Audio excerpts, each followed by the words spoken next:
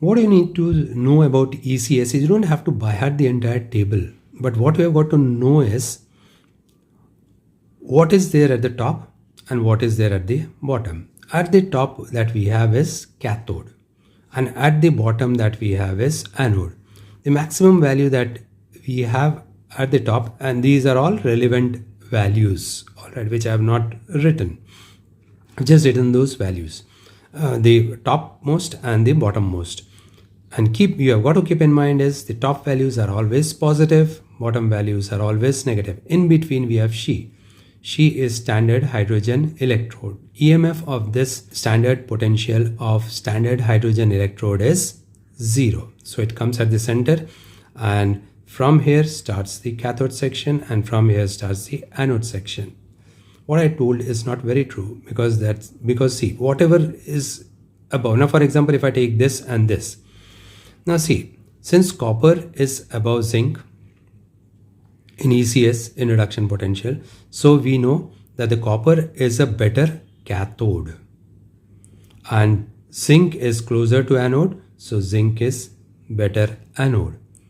Alright, so if we connect it that way, then our cell would be spontaneous. Now suppose this, in spite of being closer to cathode, so all the elements which are closer to cathode. Now even if I compare any two elements over here, now this upper element is closer to cathode, lower element is closer to anode. So the upper element has to be cathode in our cell, and one which is below that has to be anode. Only the cell would be spontaneous, otherwise it would give negative result and resulting as non-spontaneous cell. Alright, so that's about ECS. Furthermore, we can also get idea about oxidizing agent and reducing agent. Alright, now here in this case, these are cathode. What does cathode do? Cathode reduction occurs in cathode. So cathode would strip electron from the counterpart and take it towards itself. As a result of this, what is it doing? It is oxidizing the counterpart. Alright, like even in our cell, we found that copper took plus electron from zinc. So copper is an oxidizing agent.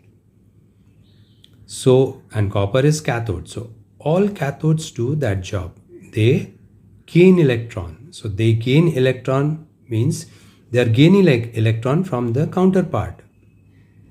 Alright, so counterpart is getting oxidized. So cathodes are good oxidizing agent. So that's what I've jotted down over here. Accepts electron from counter atom, oxidizing it. In Daniell cell, zinc, 2 electrons of zinc were accepted by copper. So cathodes are good oxidizing agents. So ECS, when you come up over here, this is one of the best oxidizing agent. Now when we go down there, anode is doing what? Anode is losing electron. Yes, on losing electron, it is getting oxidized by itself, but it is providing electron to the counter ion. So it is providing electron to the counter ion. As we saw here, these 2 electrons were provided by zinc. By this reaction, it gave it to copper, counter ion Cu2 plus. So Cu2 plus got reduced. Zinc is a reducing agent.